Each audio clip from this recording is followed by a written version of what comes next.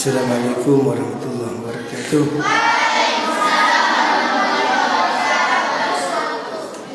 Ila Nabi Muhammad sallallahu alaihi wasallam. Lahumul Fatihah. Alhamdulillahirabbil alamin. Iyyaka na'budu wa iyyaka nasta'in. Bismillahirrahmanirrahim. Qala Sayyidi Abdul Qadir Al-Jilani. Qala dawuh sinten Sayyidi Gusti kita Gusti ingsun rupane Syekh Abdul Qadir Al-Jilani Quddisa sirruhu. Quddisa muga-muga den suciaken apa sirruhu sirine Imam Syekh Abdul Qadir. Dawuh la buddha ora kena ora harus likulli mukminin kedue saben-saben wong mukmin fi sairi ahwalihi ing dalem sekerine pira-pira sakabehane pira-pira amale mukmin min thalathati asya'a saking telu pira-pira perkara rupane amrin perkara perintah yang tathiluhu kang manut sapa mukmin ing amr wa nahyin lan panyegah yajtanibuhu kang ngedoi sapa mukmin ing nahi wa qadarin lan qadar pesten yarda kang ridha sapa mukmin bihi kelan mengkuno qadar. Fa aqallu halatil mu'mini mongko utahi luwih kidike pira-pira tingkahe wong mukmin iku la yahlu ora sepi apa halah fiha ing dalam halat min ahadi hadil asya'i sangking salah suwijine ikilah pira-pira perkara athalasati kang telu.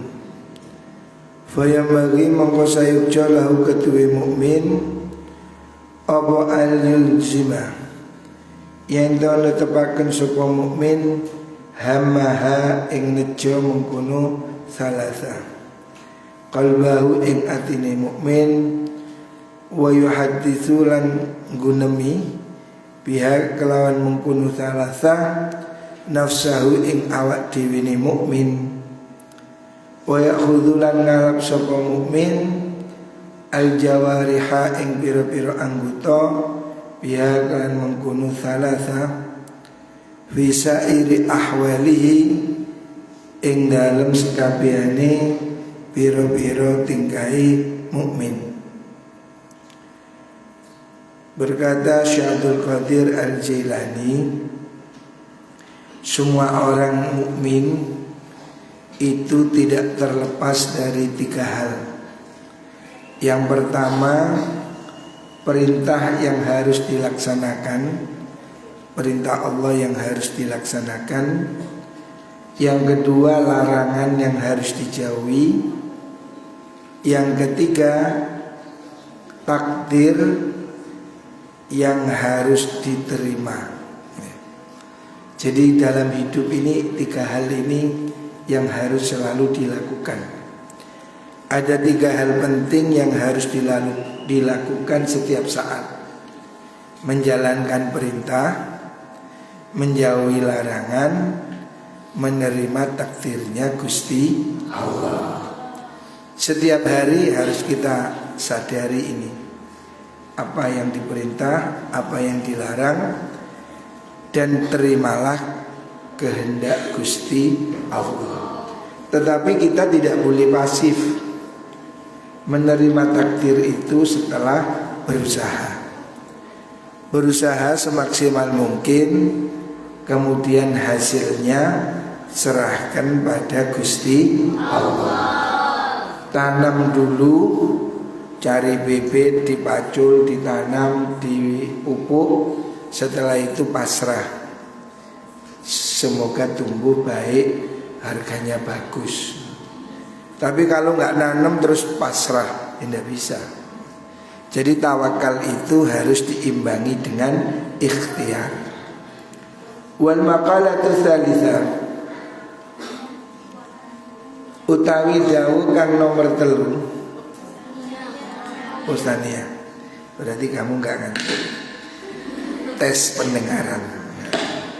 Wal maqalatu ta maqala atsaniyatu kang nomor 2, iku an Abi Bakar Siddiq, saking Abu Bakar As-Siddiq beliau radhiyallahu anhu, salasun la tudraku bi salasin, salasun ta perkara 3 iku la tudraku ora bisa den temu apa salas,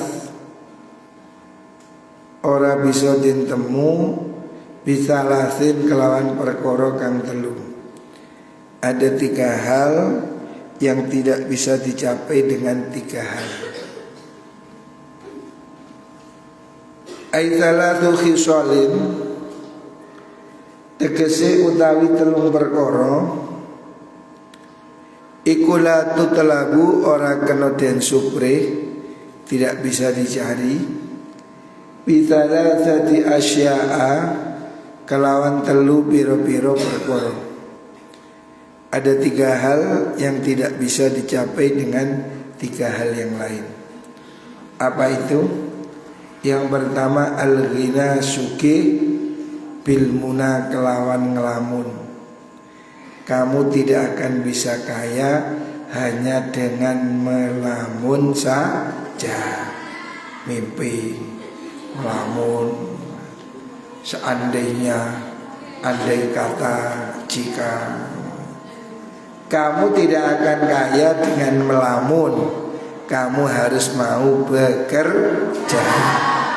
Jangan kamu bermimpi kaya, nanti ya seandainya ada langit terbelah, Allah menurunkan emas 10 ton, yuk pecah omahmu. Bahaya. Jadi jangan berhayal untuk menjadi kaya. Kalau kamu mau kaya ya berusaha, bekerja, berdoa ya.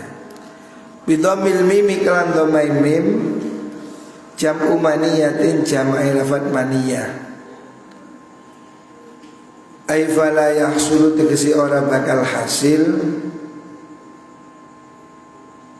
apa al-ghina sugih bil amani kelawan piro-piro lamunan. Kekayaan tidak dapat dicapai dengan cara lamunan. Bal qismati, bal qismati balik kelawan tumtuman, bagian minallahi ta'ala, saking Allah ta'ala ya. Kaya itu bagian dari Allah. Artinya ya kamu harus berusaha. Kalau kamu berusaha, berdoa, berbarengan takdir, kamu insya Allah jadi orang kaya. Tapi tidak bisa hanya dengan duduk, tidur, melamun ya. Sukses itu tidak bisa dicapai dengan mimpi-mimpi saja. Tapi kamu harus segera bangun, bekerja, mewujudkan impianmu ya. Mimpimu harus kamu wujudkan. Bangun, jangan hanya mimpi. Kamu punya mimpi apa? Boleh. Mimpi jadi konglomerat, mimpi jadi presiden, apapun boleh. Tapi kamu harus segera bangun, jangan tidur saja. Cita-citamu harus kamu bangun dengan bangun, jangan cuma tidur. Wasyababu lan sifat nom, muda, masa muda. Bil khidabi kelawan pacar. Pacar bukan pacar cowok, bukan. Kalau sekarang semir itu. pacar, ngerti pacar? Yang dipacar buat henna, nah sekarang namanya henna. Artinya kalaupun orang itu sudah tua, rambutnya disemir, tetap saja dia menjadi tua. Jadi tua itu memang waktunya, tidak bisa disemir. Orang sudah umur 70 tahun, rambutnya disemir, yo kaya apa?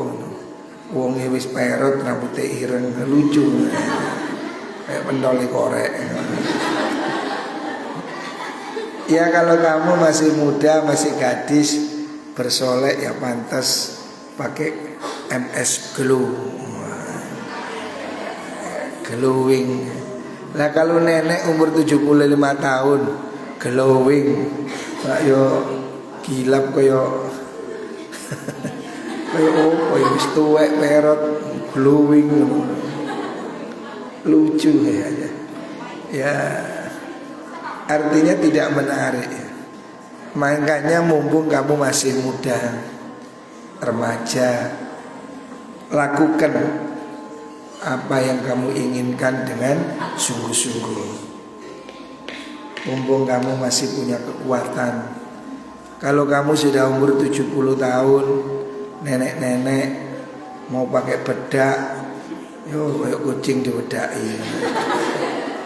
Artinya ya yang buluk. Jadi semua ada masanya.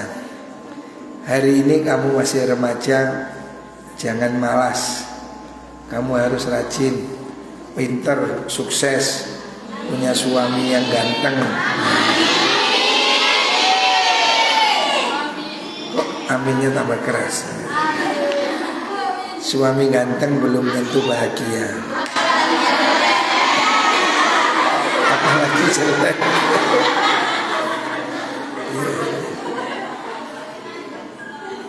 Ya tapi mungkin lebih bagus itu kamu cari suami yang ganteng menurut kamu, jelek menurut orang lain, sehingga aman. Nggak ada yang mau, nggak ada pelakor.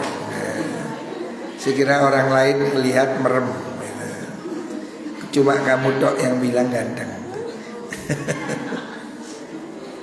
Mana tadi?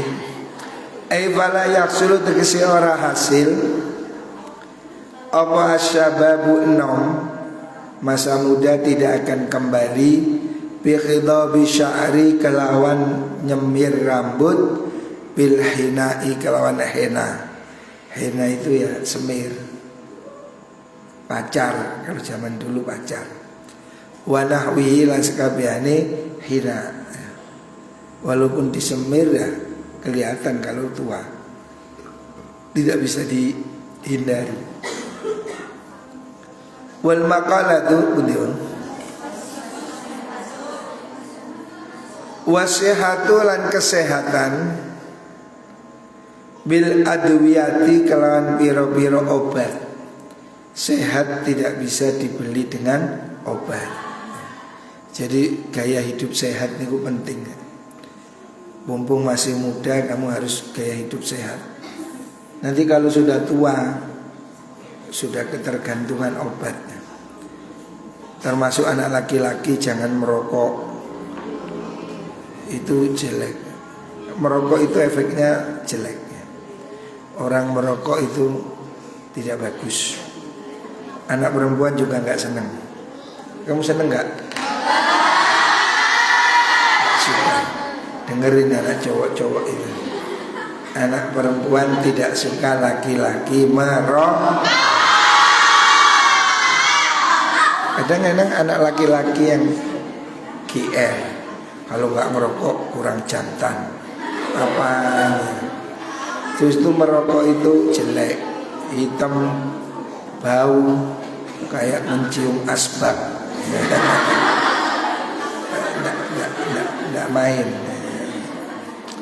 Jadi saya suruh, terutama anak-anak dalam itu, sudah berkali-kali saya ingatkan jangan merokok. Saya sendiri, anak-anak saya tidak ada yang merokok. Mas Toha, Fatih, Wafa, tidak ada yang merokok. Memang saya nggak boleh. Saya bilang anak saya, kamu boleh pakai uang jajan, tapi tidak boleh beli rokok. Jadi saya nggak boleh rokok. Anak saya nggak rokok. Saya juga tidak merokok. Dulu saya pernah merokok waktu di pondok. Itu karena pergaulan. Di pondok itu banyak anak merokok. Akhirnya semua ketularan. Sebetulnya tidak merokok itu lebih baik. Apalagi perempuan, jangan merokok. Perempuan tidak boleh merokok. Apa mana? Rokok anu niku. Wa sihatul sehat. Fala tahsulu mongkora hasil apa sehatu sehat binafsil adwiyati kelawan kahanani obat. Bal bi syifaillahi ta'ala balik kelawan oleh marasaken Gusti Allah. Jadi obat tidak menyembuhkan, yang menyembuhkan itu Gusti Allah. Makanya kita harus yakin obat itu cuma lantaran. Flu minum apa? Kalau flu minum apa? Mixagrip. Jangan sampai meyakini Mixagrip menyembuhkan flu. Yang menyembuhkan Gusti Allah. Mixagrip itu lantaran. Kalau belum takdirnya sembuh ya Mixagrip 10 ya flu nggak selesai. Wal maqalah tu de maqalah asalisatu kang nomor 3 Ikhwan Umar saking Sayyidina Umar radhiyallahu an. Dawe Sayyidina Umar,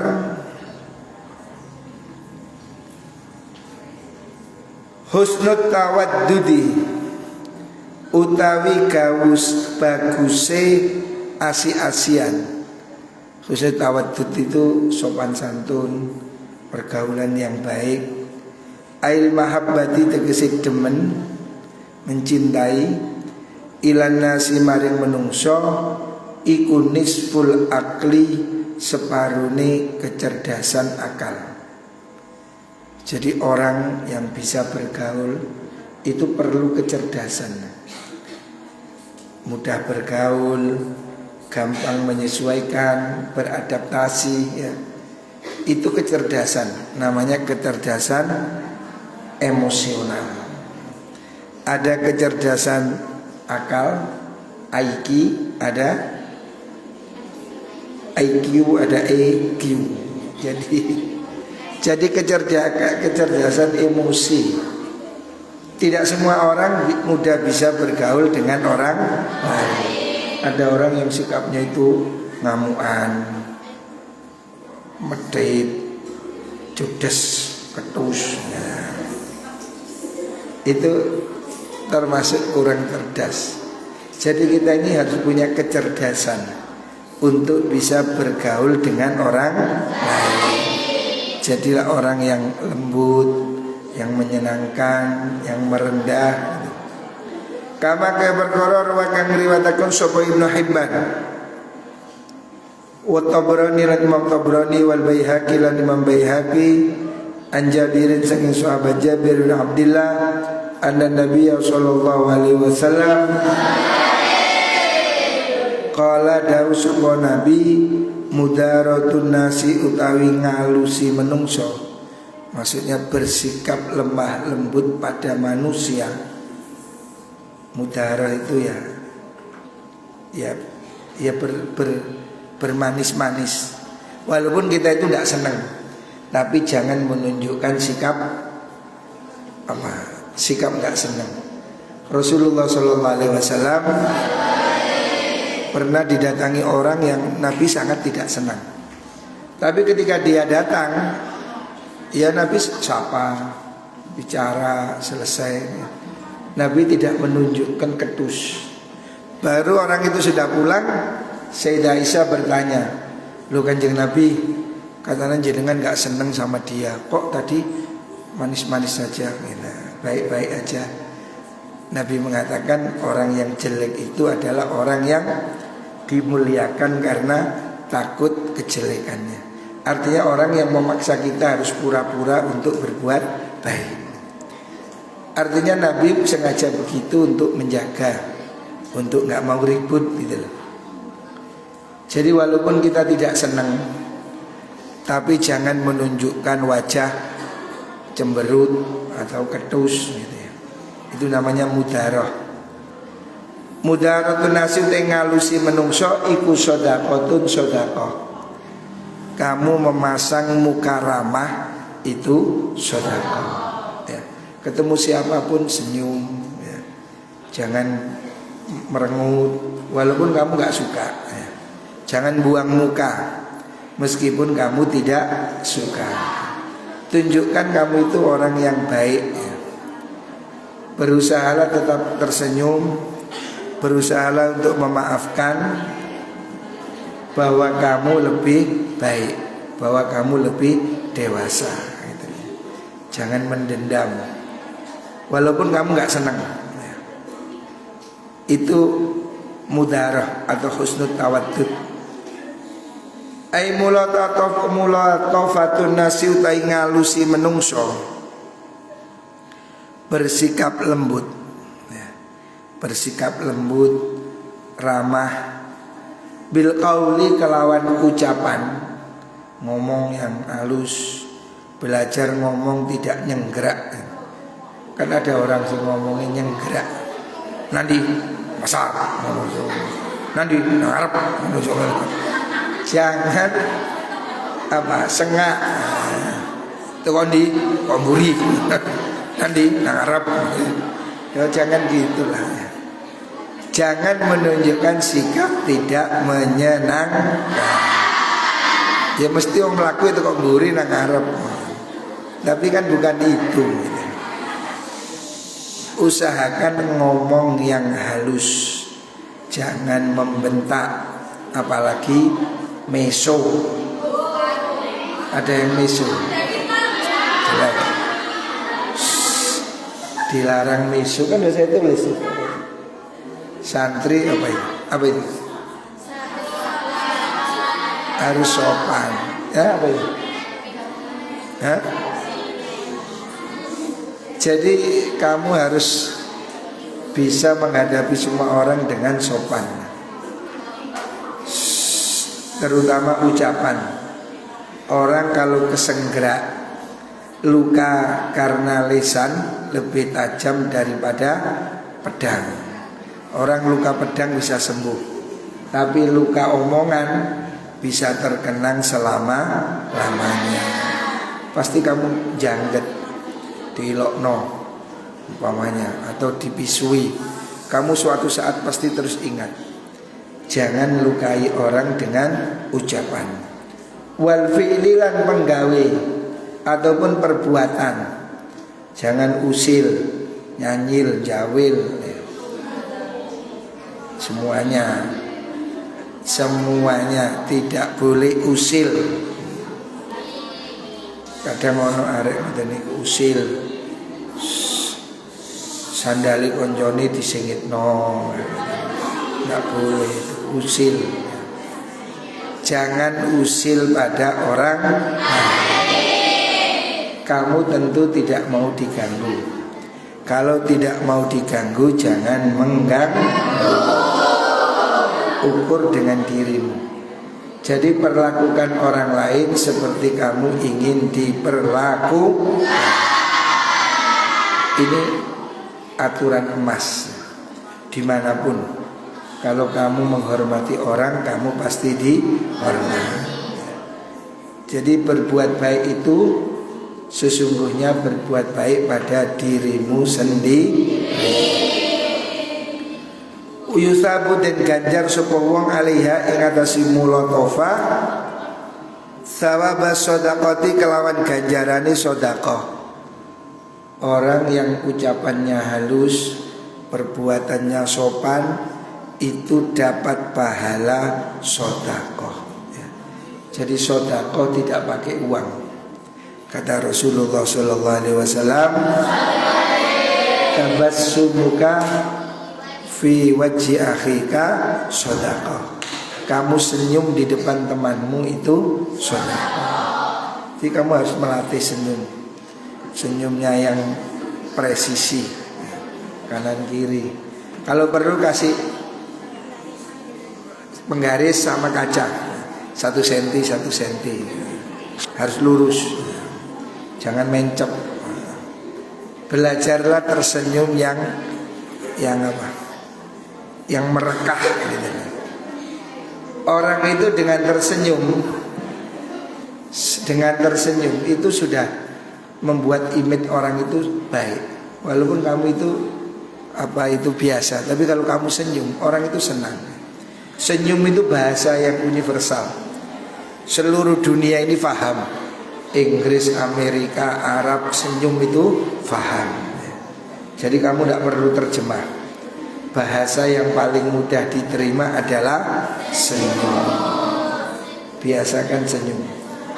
Tulis di depan kamar, yang tidak tersenyum dilarang masuk. Area wajib senyum. Jadi yang cemberut nggak boleh masuk. Yang cemberut ke WC. Apalagi kalau kamu menjadi pedagang. Kalau kamu berdagang, ada aturan. Yang tidak tersenyum dilarang membuka toko. Coba kan masih murah, wong mendelik, gak jadi. Coba kamu lihat Indomaret, Alfamart itu kan laris di mana-mana. Sebab ramah. Kamu masuk ke Indomaret walaupun nggak beli, mlebu tok nguyuh metu, terima kasih, selamat datang di Indomaret. Silakan datang kembali. Padahal gak tuku. Itu memang keramahan itu diajarkan. Makanya kamu lihat itu standar. Ya contoh paling gampang masuk Indomaret itu. Mengapa Indomaret itu ribuan? Jumlahnya Indomaret itu ribuan. Tokonya maju. Karena apa? Karena ramah. Jadi kamu bisa niru. 1 ramah, 2 bersih. Indomaret itu kan terang, bersih. Walaupun mahal. Apalagi yang di depan kasir, Kinder Joy. Musuh ibu-ibu. Jadi yang mahal ditaruh depan kasir. Nanti anaknya nangis minta itu. Ibunya sampai. Itu kan ada teorinya. Yang di depan kasir taruh permen apa mahal-mahal semua. Ya akhirnya kalau ibu datang bawa anak, mesti anaknya minta ini, minta apa itu. Kalau nggak Kinder Joy ya apa itu, Silver Queen. Nah gitu. Akhirnya ibunya merungu.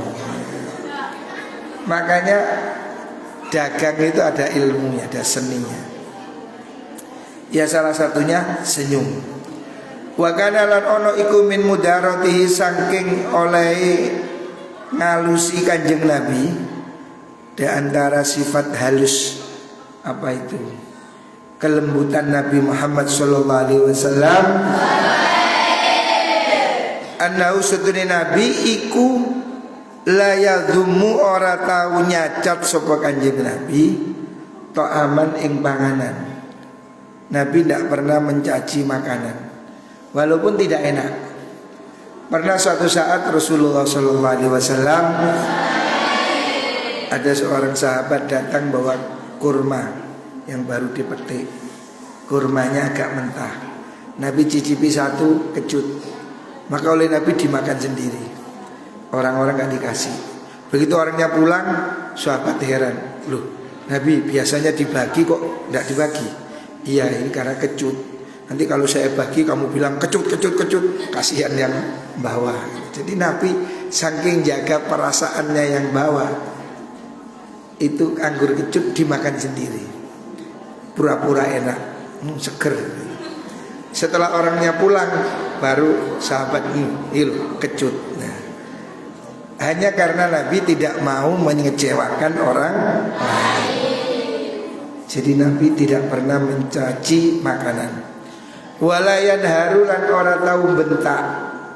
Nabi tidak pernah menghardik, membentak. Khadiman ing pembantu.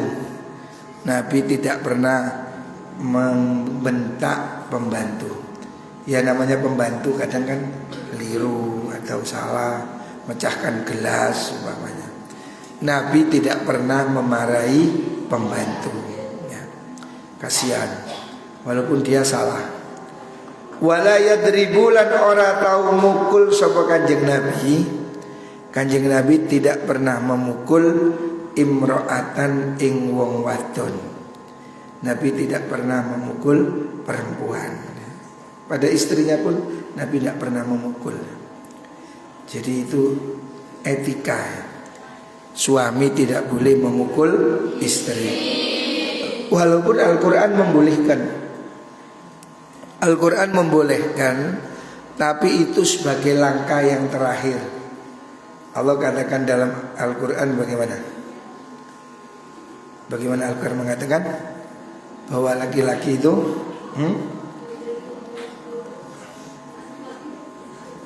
Allah katakan faiduhunna wahjuruhunna fil madaji'i wadribuhun. Jadi yang pertama suami itu harus memberi nasihat. Kalau diberi nasihat baik-baik nggak mau, wahjuruhunna fil madaji, pisah ranjang. Maksudnya pisah ranjang itu jangan pulang. Ya suami di kamar depan, istri di kamar belakang. Jangan jauh-jauh. Jadi kalau hujan dingin kan enak cepet balik gitu ya. Jadi kalau bisa ranjang jangan jauh-jauh gitu. Atau ranjangnya cuma satu ya, suaminya hadap kanan, istrinya hadap ngiri gitu. Singgur-singguran. Artinya kadang ada problem itu yang diselesaikan dengan diam. Diomeli tambah nyocot, ya wis meneng. Suami harus diem.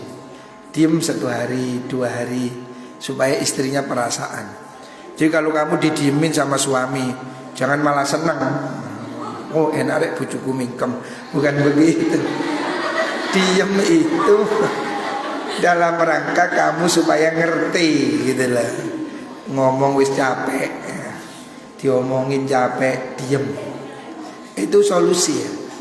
Kadang sesuatu itu bisa diselesaikan dengan diam. Ini nanti kamu praktekkan. Jadi kalau kamu cekcok, jangan ngomong, diem coba. Tapi kalau yang lanang bentak, yang istri bentak, waduh ya piring terbang. TV dibanting. Harus diem jadi. Salah satu harus diem. Kalau memang ngomong tidak tembus, diomongi nggak berubah. Solusi yang kedua diem. Wahjuruhunna fil madaji. Diemin di tempat tidur, gak disopo. Ya diem, kalau satu ranjang ya meneng pura-pura semakut, nah, diem. Nanti kan lama-lama istrinya kedinginan nyolek sendiri. Apa sih mas? Gitu kan. Apa sih kok diem nggak gitu. Biasanya istrinya nggak tahan gitu. Biasanya gitu. Kalau didiemin diomongi kok sik bandel, baru Al-Quran membolehkan wadribuhun, boleh memukul. Tapi memukulnya tidak boleh mukul wajah, tidak boleh mukul melukai, nggak boleh. Mukulnya pakai pentung nggak boleh. Yang dimaksud boleh memukul itu hanya menakut-nakuti. Umpamanya mukulnya itu pakai sarung atau pakai apa yang tidak boleh melukai. Kalau ngaplok, oh itu urusan polisi, nggak boleh. Suami mengaplok istri tidak boleh, apalagi dipentung, tidak boleh. Jadi tidak boleh. Tetapi Rasulullah SAW tidak pernah memukul. Memang memukul itu boleh sebagai apa itu solusi terakhir. Ada orang-orang yang nggak paham mengatakan Islam itu mengajarkan kekerasan, boleh mukul istri. Mereka tidak paham bahwa memukul itu adalah cara yang paling akhir. Kalau memang istrinya sudah keterlaluan, daripada rumah tangga panas seperti neraka, nah, ya mungkin harus diredam. Salah satunya ya mungkin dengan dipukul itu. Jadi itu kan lebih baik daripada cerai. Daripada geger cerai kan bahaya malah. Jadi itu upaya terakhir untuk mempertahankan rumah tangga. Jadi Islam itu menghendaki tidak bercerai. Makanya dalam situasi tertentu boleh memukul tapi tidak boleh melukai. Itu harus difahami. Mana tadi?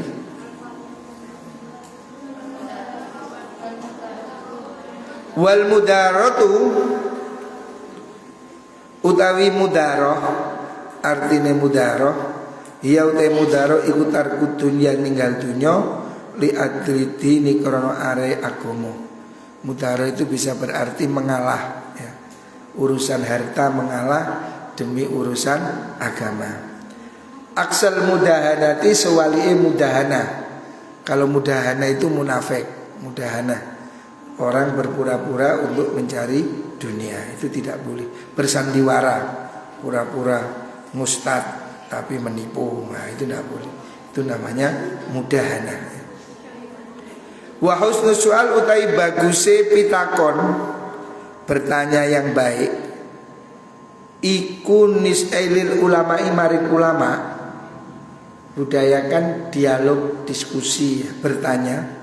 Iku nisful ilmi separuhnya ilmu, separuh dari ilmu. Artinya pengetahuan itu 50% didapat dengan cara diskusi. Jadi kalau kamu ngaji itu harus interaktif, tanya gitu loh.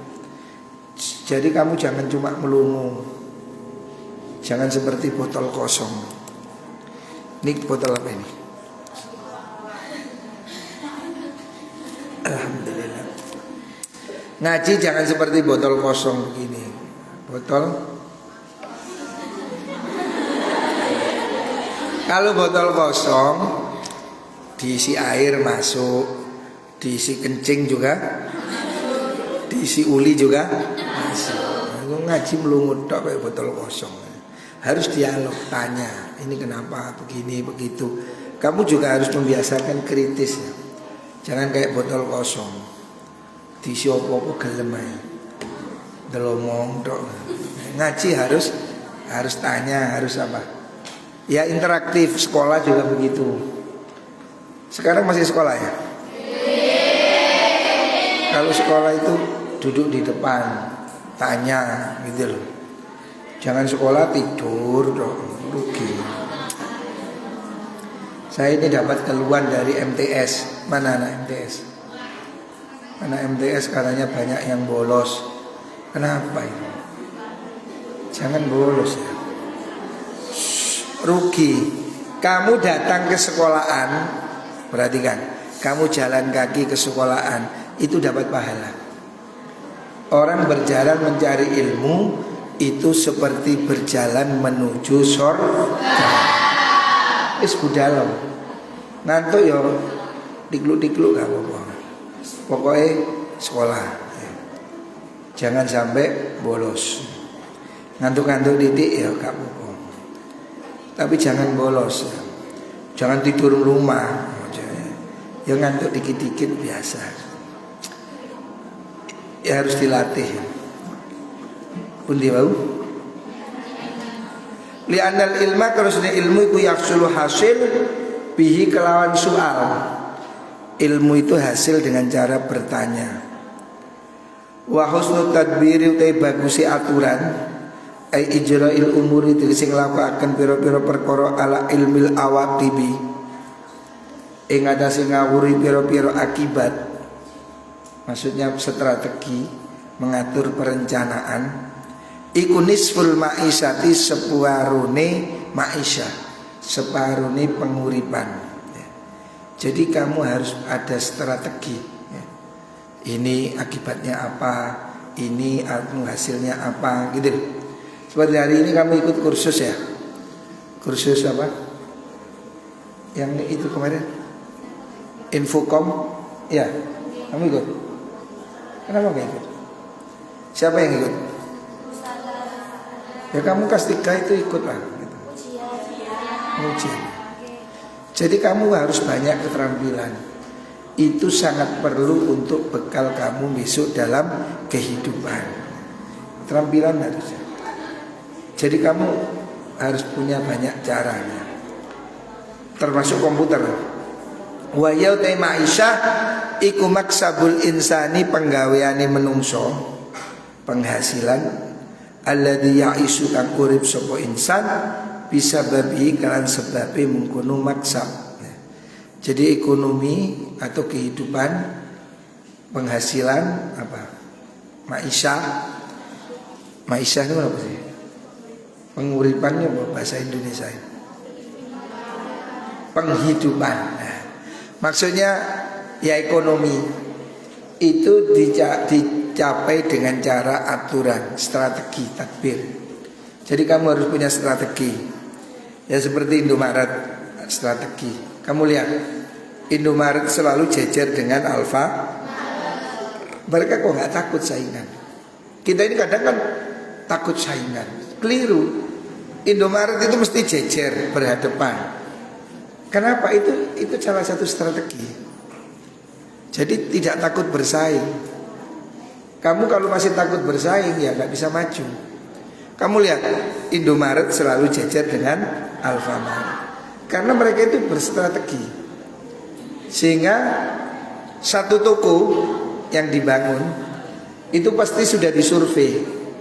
Orang buka toko itu sudah survei, pejalan kaki berapa, mobil berapa, sepeda berapa, lokasinya sudah ditata. Makanya kalau di situ ada Indomaret, sebelahnya berdiri Alfamart. Dia merasa sudah enak, nggak usah survei. Tempat itu berarti mesti bagus. Gitu. Seperti hari ini anak-anak pasang baliho, saya bilang, pasang baliho itu lihatlah balihonya calon bupati, kan bagus-bagus nempelnya. Lalu kadang pasang baliho ada prono, wongnya ada prene, itu ditelok manuk, tak sopo sih delok. Masang itu strategi kan, strategi. Makanya kita mesti banyak keterampilan. Muka-muka semuanya diberi ilmu yang manfaat dan kita diberi kesehatan. Al-Fatihah.